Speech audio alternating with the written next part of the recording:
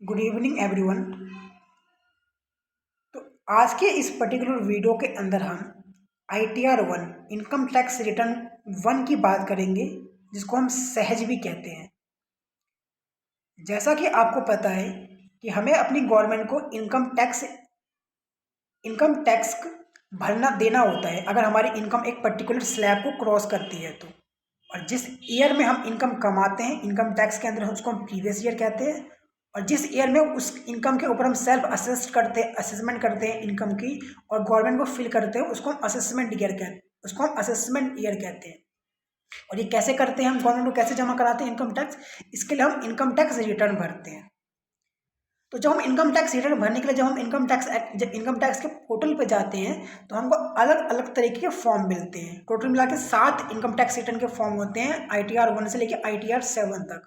तो आज की इस पर्टिकुलर वीडियो के अंदर हम ITR 1 की बात करेंगे कि किन पर्सन के लिए ITR 1 है, यानी कौन ऐसे पर्सन है जो ITR 1 भर सकते हैं और कौन ऐसे पर्सन है जो ITR 1 नहीं भर सकते हैं। जो भर सकते हैं, इसके अलावा जो नहीं कंडीशन पूरा करते हैं वो आपका नहीं भर सकते हैं।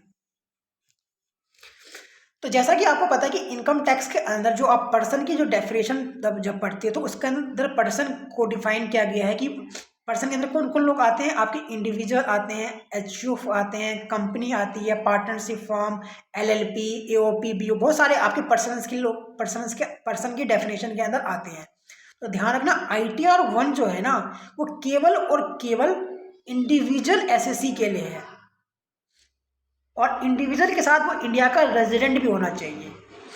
यानी ITR 1 कौन भरने के लिए कौन एलिजिबल है, तो ओनली इंडिविजुअल SSC। इसका मतलब ये है कि इंडिविजुअल SSC के अलावा चाहे वो HUF हो गया, चाहे वो कंपनी हो गया, LLP हो गया, पार्टनरशिप, AOP, BOI, ये ITR 1 फाइल ही नहीं कर सकते। उनके लिए ITR 2 से लेकर ITR 7 कहीं और जाना पड़ेगा। यानी ITR 1 उन लोगों के लिए नहीं है, सिर्फ इंडिविजुअल के लिए। इंडिविजुअल में भी अगर वो रेजिडेंट है तो, अगर वो नॉन रेजिडेंट है या ऑर्डिनरी बट नॉट रेजिडेंट है तो वो भी आपका ITR 1 फाइल नहीं कर सकता। यानी ITR 1 किन के लिए है? सबसे पहली बात, ये केवल इंडिविजुअल SSC के लिए है जो रेजिडेंट हो प्रीवियस ईयर के अंदर।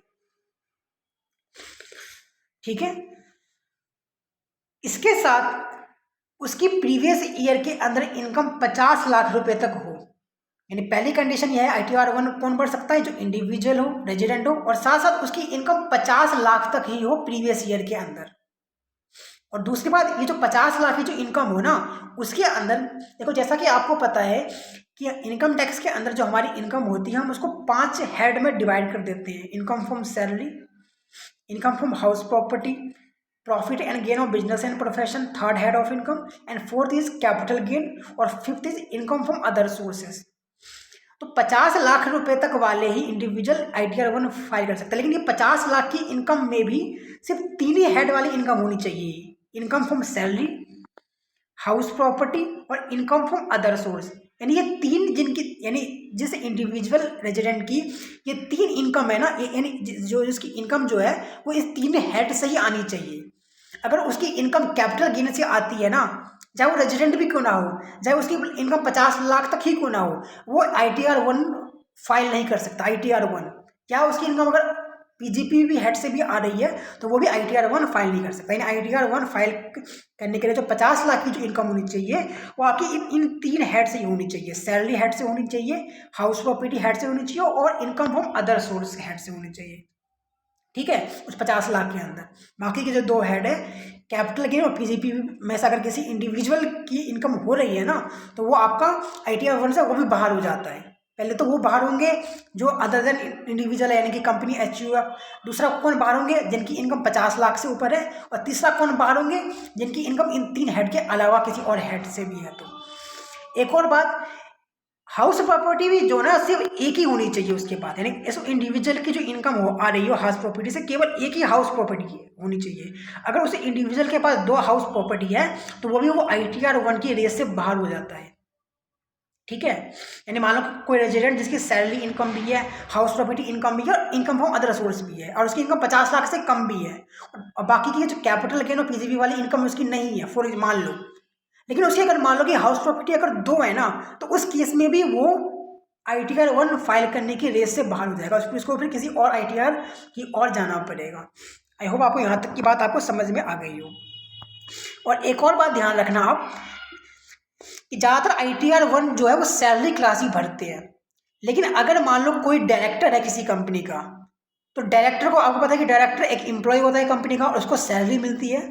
तो अगर किसी डायरेक्टर की सैलरी, बेशक उसकी सैलरी 50 लाख से कम भी क्यों ना हो, तो वो ITR 1 फाइल नहीं कर सकता। यानी कि अगर किसी डायरेक्टर को अगर सैलरी मिल रही है किसी कंपनी से, क्योंकि वो एम्प्लॉय होता है डायरेक्टर, तो सैलरी मिलेगी, तो उस केस में भी वो ITR 1 नहीं फाइल कर सकता, बेशक उसकी इनकम कितनी 50 लाख से कम भी क्यों ना हो, वो इंडिविजुअल क्यों ना हो, वो बाकी की उसकी इनकम PGPP और कैपिटल गेन से ना आ रही हो, फिर भी वो ITR 1 फाइल नहीं कर सकता। यानी सैलरी के अंदर ध्यान रखना, अगर डायरेक्टर की सैलरी है ना, तो वो ITR 1 वो भी फाइल नहीं कर सकता। अगर 2 PGPP है, दो हाउस प्रॉपर्टी की इनकम है, तो उस केस में भी वो ITR 1 फाइल नहीं कर सकता।